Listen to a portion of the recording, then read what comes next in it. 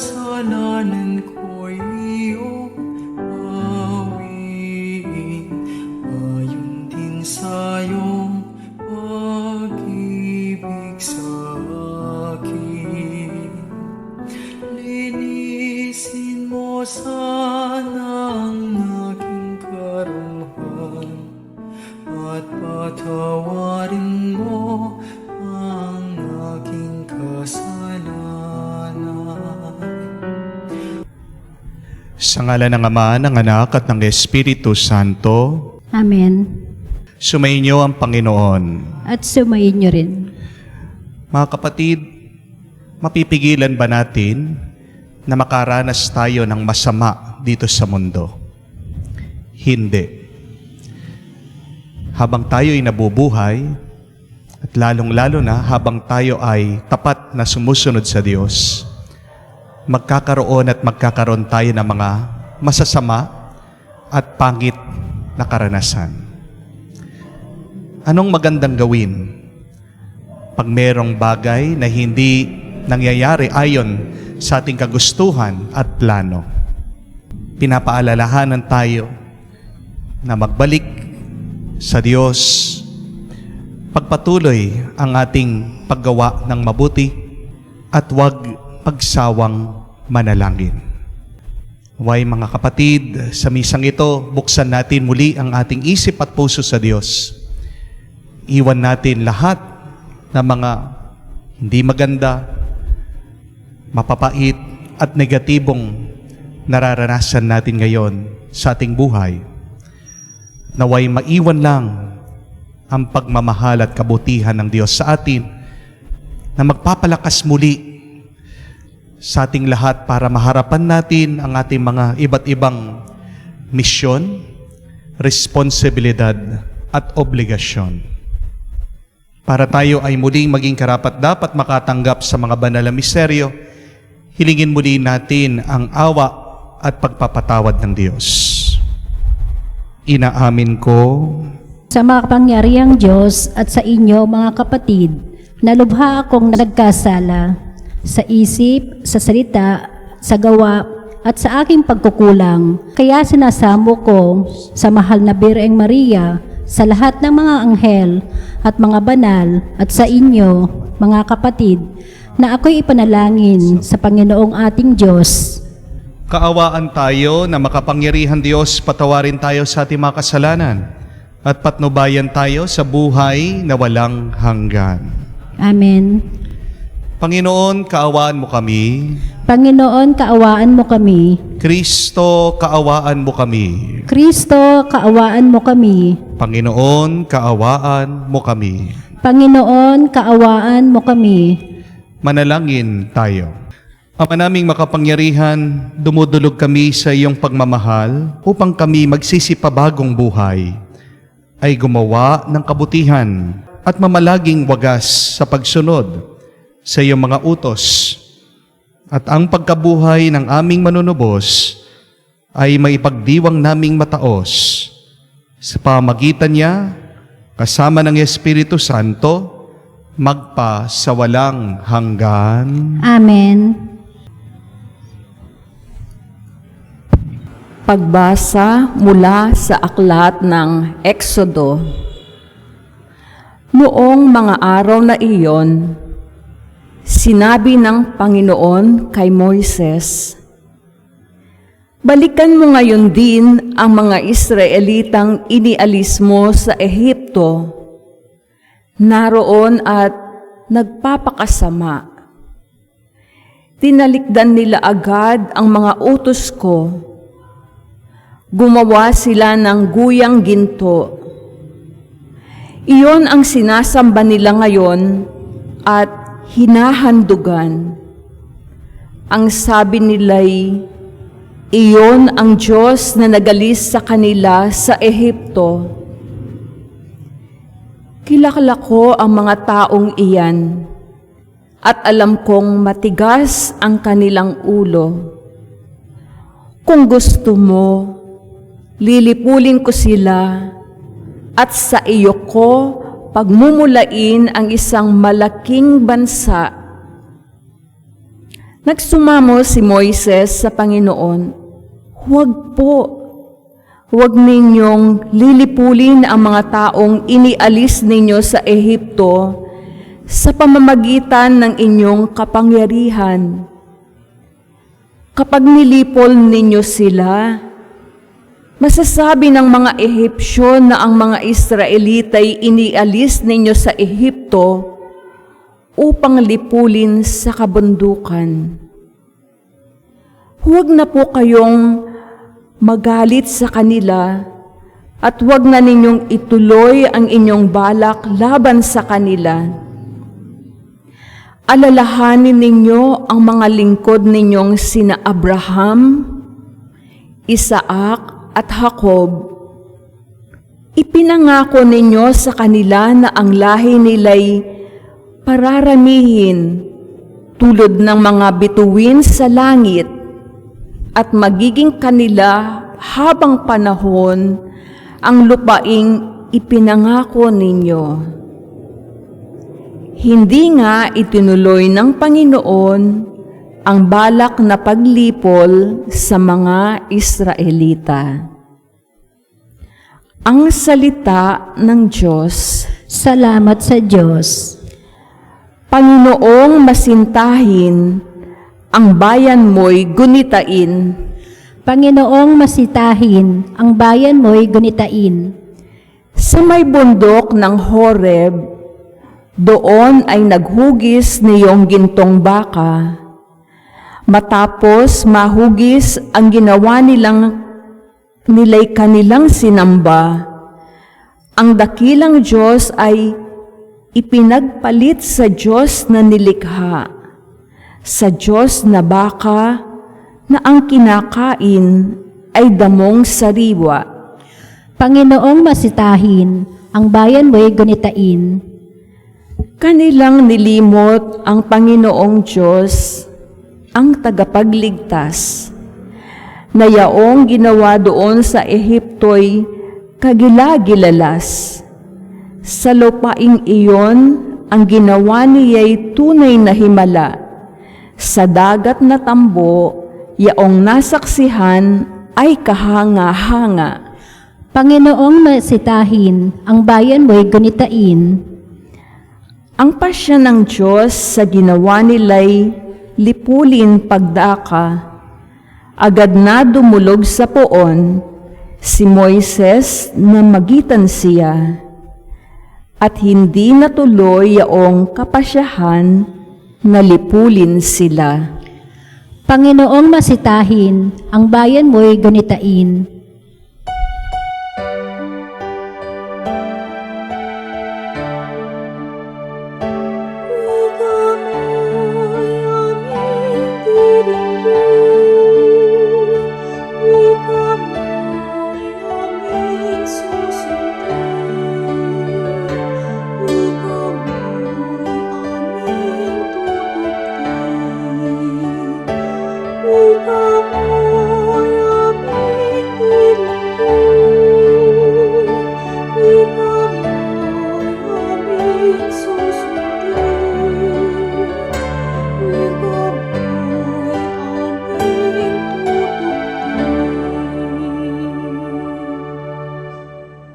Pag-ibig sa sanlibutan ng Diyos ay gayon na lamang, kanyang anak binigay upang mabuhay kailanman, ang nananalig na tunay. Sumainyo ang Panginoon. At sumayin niyo din. Ang mabuting balita ng Panginoon ayon kay San Juan. Papuri sa iyo, Panginoon. Nung panong yon, sinabi ni Jesus sa mga Hudyo, "Kung ako lamang ang magpapatotoo tungkol sa aking sarili, huwag ninyong tatanggapin. Ngunit may ibang nagpapatotoo tungkol sa akin. At totoo ang kanyang sinasabi. Nagpasugo kayo kay Juan, at nagpatotoo siya tungkol sa katotohanan. Hindi sa kailangan ko ang patotoo ng tao. Sinasabi ko lamang ito para maligtas kayo. Si Juan ay parang magningas na ilaw, nagliliwanag noon, at kayo'y sandaling nasiyahan sa kanyang liwanag. Ngunit may patotoo tungkol sa akin na higit na patotoo ni Juan. Ang mga gawang pinapagawa sa akin ng Ama, at siya ko naman ginaganap, iyan ang nagpapatotoo na ako'y sinugo niya. At ang Amang nagsugo sa akin ay nagpapatotoo rin tungkol sa akin. Kailan may hindi ninyo narinig ang aking tinig at nakita ang kanyang anyo. Walang pitak sa inyong puso ang kanyang salita, sapagkat hindi kayo nananalig sa akin na sinugo niya. Sinasaliksik ninyo ang mga kasulatan. Sa paniniwalang doon, niyo matatagpuan ang buhay na walang hanggan.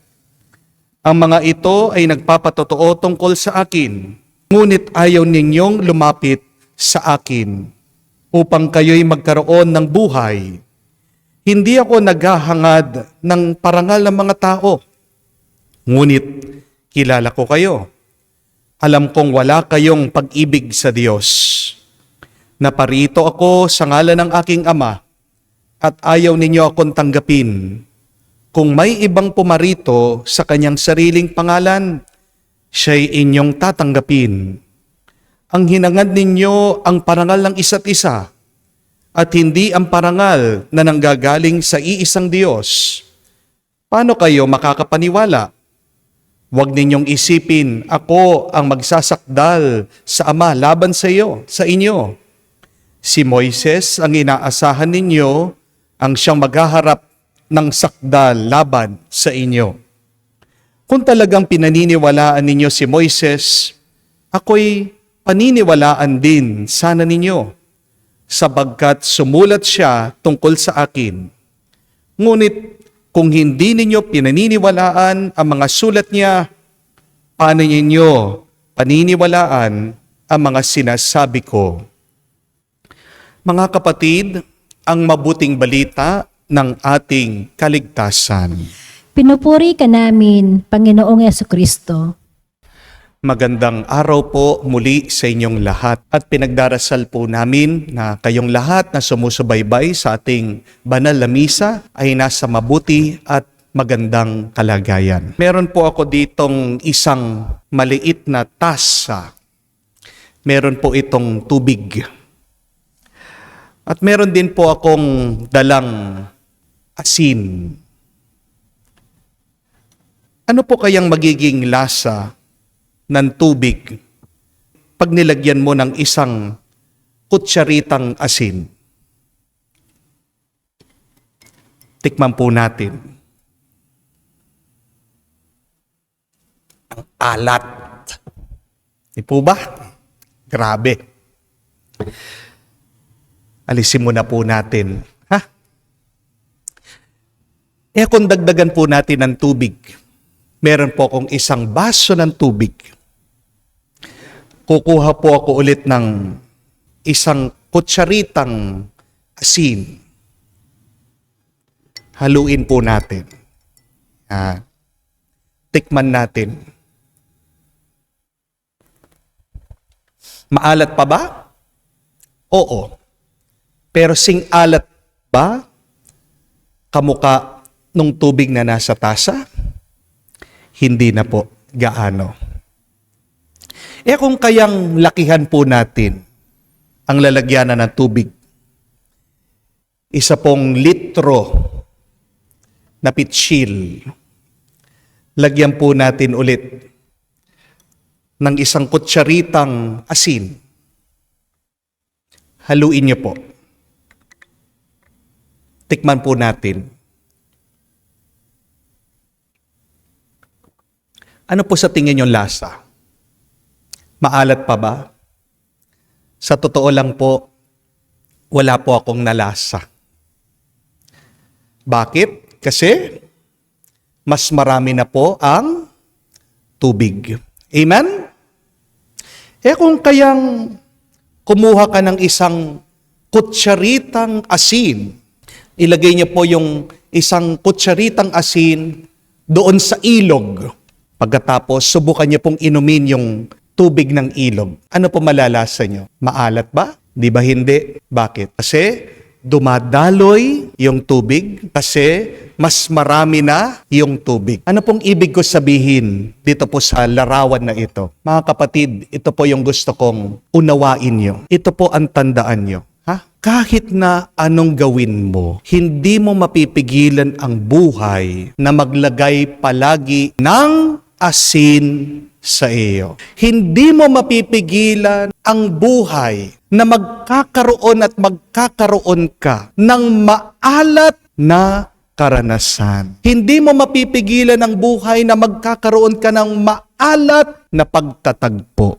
Amen? Kahit na sabihin mo, mabuti ka. Kahit na sabihin mo, mabait ka. Meron at merong hindi maganda na darating sa iyong buhay. Kamukha po sa ating unang pagbasa. Ang Panginoon si Yahweh. Siya nang nagligtas sa kanyang bayan, nilaya doon sa Ehipto. Pero anong ginawa nila? Gumawa sila ng isang Diyos-Diyosan. The golden calf. Isang larawan na gawa sa ginto. Wala silang utang na loob sa Diyos. Kaya nga, naiinis ang Diyos, kumukulo ang kanyang dugo. Gusto niyang patayin, gusto niyang parusahan itong bayan na kanyang linaya. Buti na lang nandoon po si Moises. Pinakiusapan na ang Diyos. Pero tingnan niyo po yun. Diyos siyang mabuti, Diyos siyang banal, Diyos na siya na gumawa ng maganda para sa kanyang bayan, pero may asin na dumating, may maalat na karanasan na nangyari. Hindi naging tapat ang kanyang bayan sa kanya.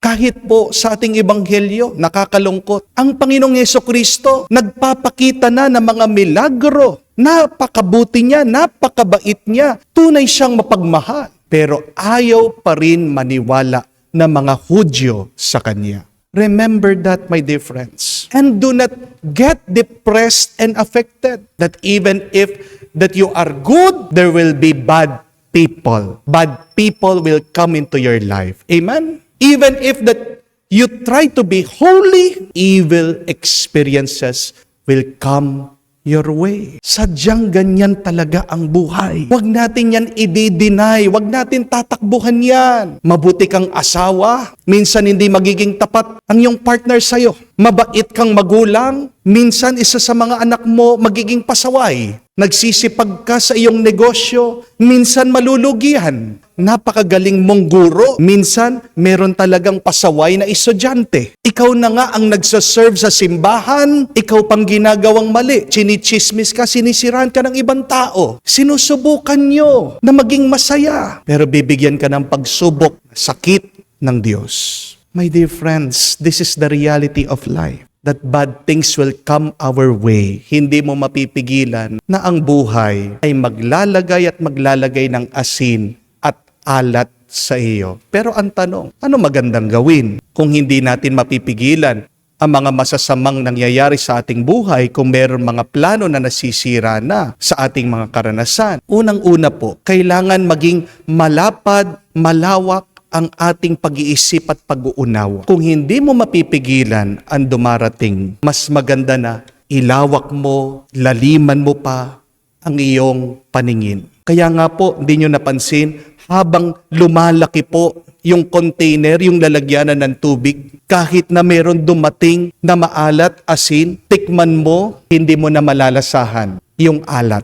Expand your consciousness. Deepen your understanding. At ang tanong, paano natin magagawa yon? Sa pamamagitan po ng panalangin. Si Mother Teresa, siya po ang nagsabi that prayer enlarges your heart to the point that you can contain God. Kaya nga po, pag merong nangyayari na hindi natin inaasahan, pag merong masama na dumarating sa atin, we should fall down on our knees and pray. Magdasal po kayo. At huwag kayong mabibigong magdasal. Kasi tandaan niyo po, di ba? All battles are won on bended knees. Kung hindi mo kaya, bumaba ka, lumuhod ka, at itaas mo sa Diyos yung nakakabigat sa iyo. That is the first. Yun po yung una. Pag malawak na ang iyong pag-uunawa, pag malalim ang iyong pag-uunawa, pag malayo ang iyong pagtingin, ano man ang masama na darating sa iyo, hindi mo yan mapapansin at hindi yan makakaapekto sa iyo. Hindi yan maninira sa iyo. Pero pangalawa, dagdagan po natin ang karanasan natin sa Diyos. Sino ang Diyos sa ating buhay? Isipin niyo po, siya yung tubig na maglilinis sa atin sa mga masasamang nararanasan natin. One symbol of the Holy Spirit, remember, is water. Kaya nga po, pag tayo nagpapabinyag, ang gamit para malinis tayo sa kasalanang mana ay tubig. Magdasal tayo, pero naway sa ating pagdarasal, papasukin natin ang Diyos sa ating buhay. Kasi maaaring ikaw ay nagdarasal, hinahayaan mo pa rin na malumod ka sa iyong mga pag-aalala. Mga kapatid, pag tayo ay nagdarasal, kailangan natin bigyan ng tuon at pansin ang Diyos. When you pray, open your minds and heart to God. Flood yourself with God's grace and not with worry, not with overthinking about these negative things. Pero kahuli-hulihan, kailangan din tayong magpasalamat na may dumarating na masama sa ating buhay. Ano pong makakapagpagaan sa ating kalooban? Ito po ay pasasalamat palagi sa Diyos. Basahin niyo po ang Biblia. Yan ang gamot para hindi tayo mag-alala. Ang gamot laban sa kalungkutan ay ang pasasalamat sa Diyos. Pagbabalik tanaw sa mga ginawang milagro at kabutihan ng Diyos sa atin. Di po ba tayo mga tao kailangan din ng asin ng ating katawan? Pag wala kang sodium, mahohospital ka. So kahit na merong paunti-unti at palaging dumarating na problema sa buhay mo, hinahayaan yan ng Diyos kasi kailangan mo yan. Dahil pag wala kang problema, tandaan niyo po, walang lasa ang buhay. Ang nagbibigay po ng lasa at ganda din sa buhay ay pag meron tayong nararanasan nakakaiba. Problema man yan, isipin mo, pampasarap yan sa iyong buhay. Kaya tanggapin mo yan ng may pasasalamat sa Diyos. Tanggapin mo ano man ang pagsubok na may tiwala sa Diyos. Tanggapin mo, pero hayaan mo din na umalis. Amen? Mga kapatid, pagkabuti-buti mo man, sinusubukan mo magpakabanal, hindi ka maliligtas sa asin, sa alat, sa mga masasama na darating sa buhay. Pero handa na tayo para hindi ka masaktan at para hindi ka talaga maapektuhan. Kailangan natin unang magdasal. Papasukin ang Diyos sa ating isip at puso. Palaging magpasalamat at magtiwala sa Diyos. Ang masama ay nakakapagbigay din ng sarap sa iyong buhay. Ang masama ay tumutulong din sa iyo para maging malakas ka. Kaya nga po, dasal at dalangin ko sa inyo po na mga dumadaan dito sa alat ng buhay. Manatili kayong malakas, matatag, naway pag nalampasan nyo yan, yan ang maging dahilan ng iyong tuwa at galak. Amen. Madalas ay lumilihis tayo sa daan ng Panginoon, humingi tayo sa Kanya ng lakas upang makapamuhay tayo ng may pananampalataya. Ating sabihin at ipanalangin, Panginoon, dinggin mo kami. Panginoon, dinggin mo kami.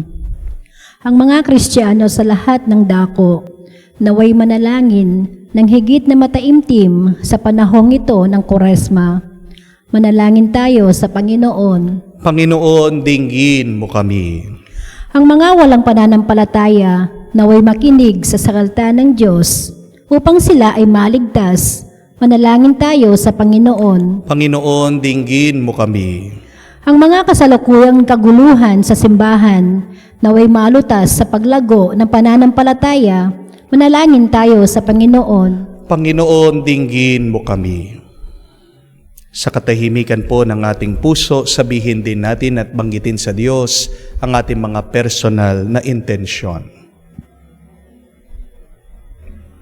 Ama, turuan mo kami sa pamagitan ng Espiritu Santo upang hayagan naming aminin ang aming mga pananampalataya sa pamamagitan ni Kristo na aming Panginoon. Amen.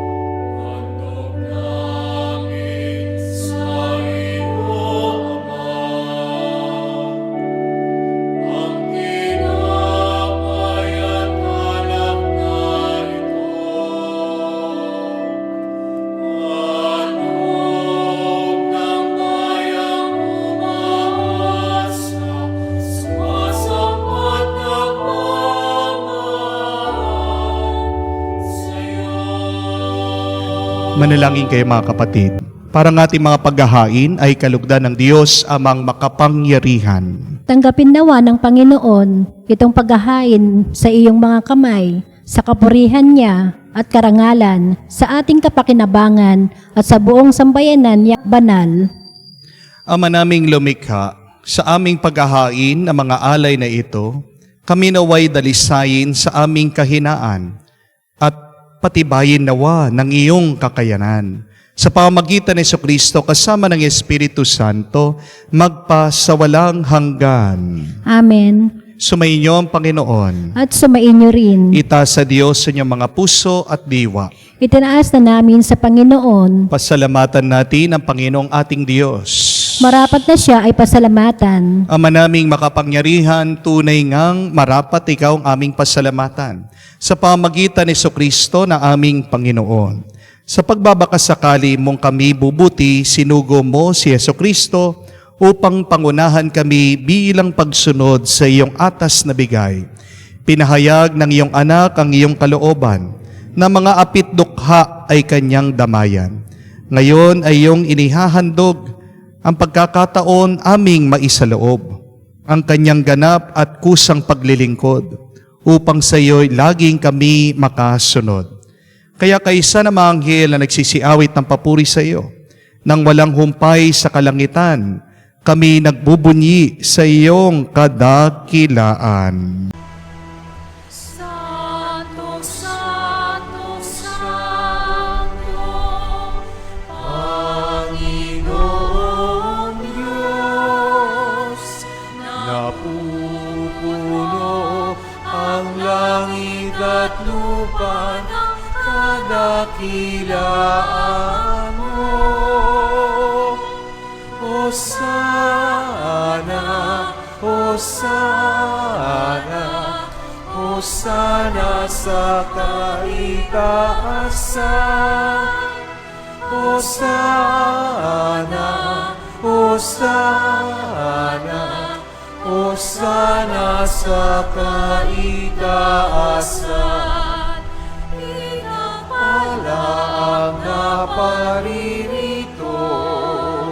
sa ngalan ng Panginoon. Hosana, Hosana, Hosana sa kaitaasan. Hosana, Hosana,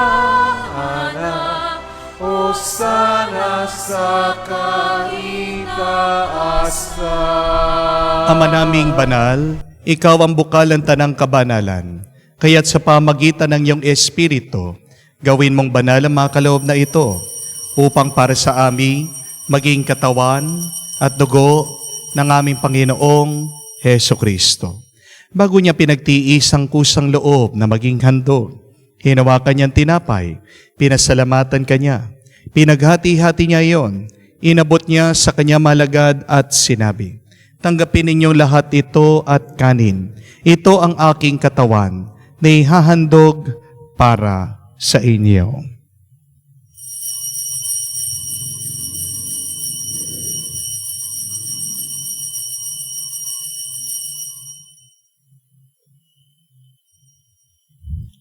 Gayon din naman na matapos ang hapunan, hinawakan niya ang kalis. Muli kanyang pinasalamatan. Inabot niya ang kalis sa kanya malagad at sinabi, tanggapin ninyong lahat ito at inumin.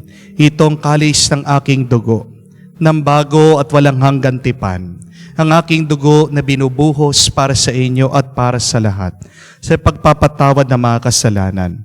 Gawin ninyo ito sa pag-alaala sa akin.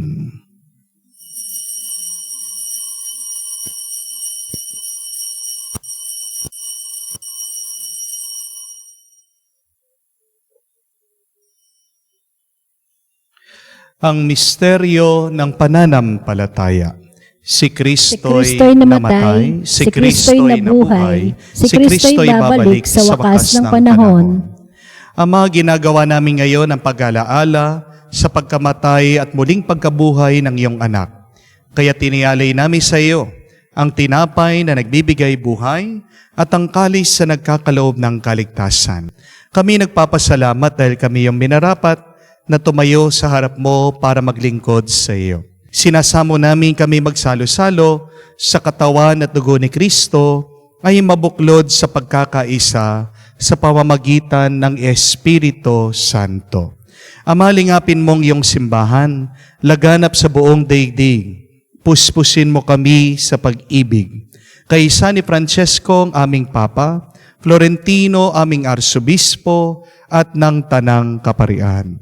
Alalahanin mo rin ang aming mga kapatid na nahihimlay, may pag-asang muling mabubuhay. Gayon din lahat ng mga pumanaw, kawan mo't sila't patuloyin sa iyong kaliwanagan.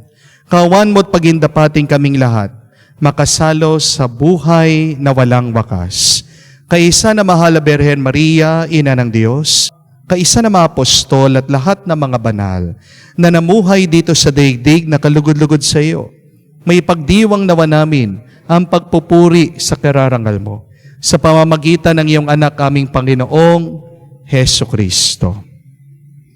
Sa pamamagitan ni Kristo, kasama niya at sa Kaniya, ang lahat ng parangal at papuri ay sa iyo, Diyos Amang makapangyarihan, kasama ng Espiritu Santo, magpasawalang hanggan. Amen, amen, amen. Sa tagubilin na nakakagaling na utos, tayo ngayon ay magdasal sa panalangin tinuro sa atin ng Panginoong Heso Kristo.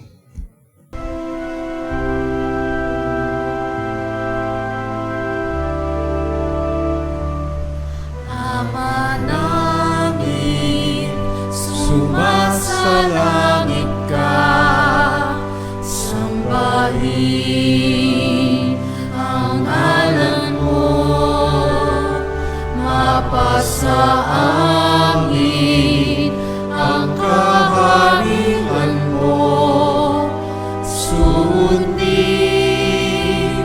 ang loob mo dito sa lupa para nang sa langit. Bigyan mo kami ngayon ng aming kakanin sa araw-araw. At patawarin mo kami sa aming mga sala para nang magpapatawad namin sa nagkakasala sa amin. At huwag mo kaming ipahintulot sa tukso, at iadya mo kami sa lahat ng masama. Hinihiling namin kami adya sa lahat ng masama, pagkalooban ng kapayapaan araw-araw, iligtas sa kasalanan, ilayo sa lahat ng kapamakan, samantalang aming pinanabikan ang dakilang araw ng pagpapahayag ng tagapagligtas naming si Heso Kristo. Sapagkat iyo ang kaharihan at ang kapangyarihan at ang kapurihan magpakailanman. Amen. Panginoong Yesu Kristo, sinabi mo sa iyong mga apostol, kapayapaan ang iniiwan ko sa inyo, aking kapayapaan binibigay ko sa inyo. Tunghayan mo ang aming pananampalataya. Huwag ang aming pagkakasala.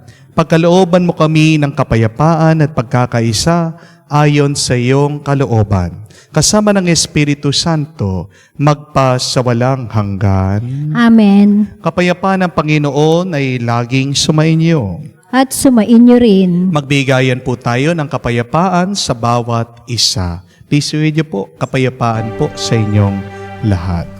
Kordero ng Diyos na nag-aalis ng mga kasalanan,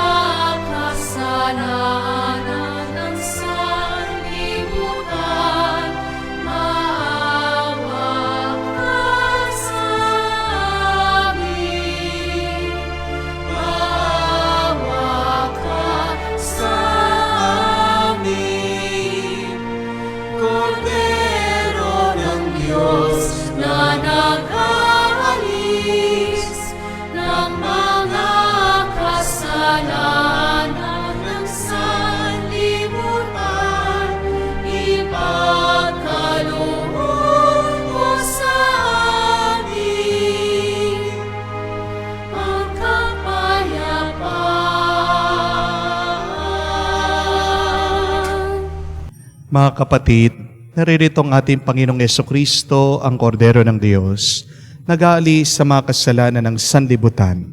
Mapalad tayong lumalapit sa piging ng Kordero. Panginoon, hindi ako karapat-dapat na magpatuloy sa iyo, ngunit sa isang salita mo lamang ay gagaling na ako.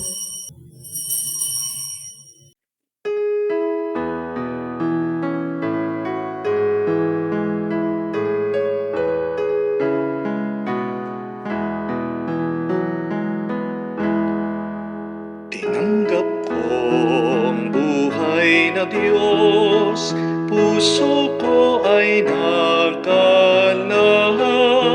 Tinanggap ko buhay na Diyos, puso ko ay natuwa. Tinapay siya ng buhay, hinati at binigay para mangbigay buhay, huwag mangamba kailanman. Tinanggap ko buhay na Diyos, puso ko ay nagalak. Tinanggap ko buhay na Diyos, puso ko ay natuwa. Manalangin tayo. Ama naming mapagmahal, ang tinanggap naming banal na pakikinabang ay siya nawang magpalaya sa aming sa kasalanan, upang ang dinadala namin sa budhi ay gumaan, at ang ganap na kagalingan ay aming makamtan. Sa pamagitan ni Jesucristo kasama ng Espiritu Santo, magpa sa walang hanggan. Amen. Konting paalaala lang po, na kung meron man pong nagme-message sa inyo na nagpapakilalang ako, hindi po ako yun. Hindi ko po kayo i-message directly. Lalong-lalo na po kung inaanyayahan kayong sumali sa isang investment. Hindi po ako yun, dahil ako po ay pari. Marami na po ngayong scammer sa internet. Hindi po ibig sabihin na nandun yung mukha ko doon sa profile na ako na po yun. Alam niyo po, kilala niyo po ako. Hindi po ako humihingi sa inyo.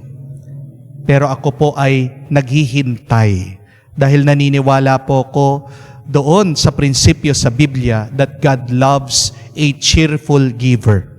Kahit na magkano po ang inyong i-donate, kahit na piso lang yan, 5 piso lang yan, kung galing po sa puso at talagang mula sa inyong pagmamahal, tinatanggap po namin. Nakikita nyo naman po at the end of our video, pinapakita natin ang ating pong outreach. Nung last month po sa mga bata, sa bahay ampunan, mga batang may kapansanan, ngayong pong darating na buwan, ay sa ating pong mga kapatid na nasa piitan, nandoon po sa jail. At bibigyan po natin sila ng mga tsinelas. Nagre-request po ng tsinelas sa mga inmate at mga hygienic products. So, ngayon po mga dinodonate bukod po sa ginagamit natin sa parokya, sa ating mga scholars. Marami pa po tayong tinutulungan ang mga sektor na kung saan nakalimutan na ng lipunan. For this coming month po ay ang mga kapatid natin na nakakulong. So maraming salamat po sa inyong lahat, pero wag po kayong magpapaloko dun sa mga humihingi. Isa pong nakita nilang bunga ng ating synodal process, yung pakikinig ng simbahan, ay ang pangangailangan na ma-evangelize o makonverte ang digital or cyberspace. Nakakabahala po ang statistics kung hindi nyo po alam.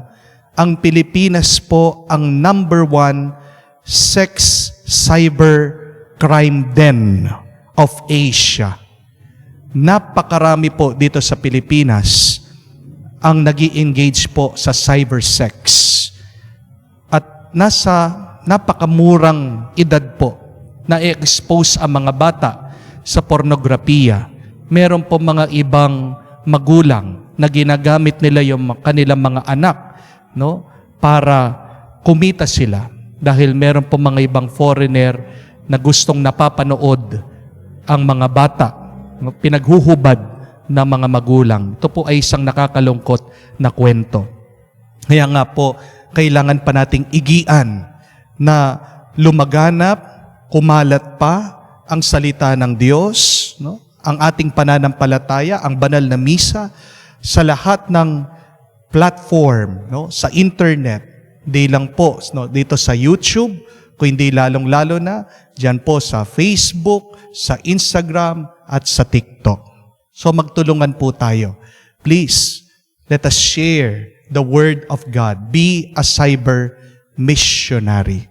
At sa inyo pong lahat na sumusuporta palagi sa ating banal na misa, naway kayo ay palaging pagpalain ng Diyos. Sumainyo ang Panginoon. At sumainyo rin. At kayo ay pagpalain ng Diyos may kapal sa ngalan ng Ama, ng Anak, ng Espiritu Santo. Amen. Ang ating misa ay natapos na. Humayo kayo sa kapayapaan ni Kristo. Salamat sa Diyos.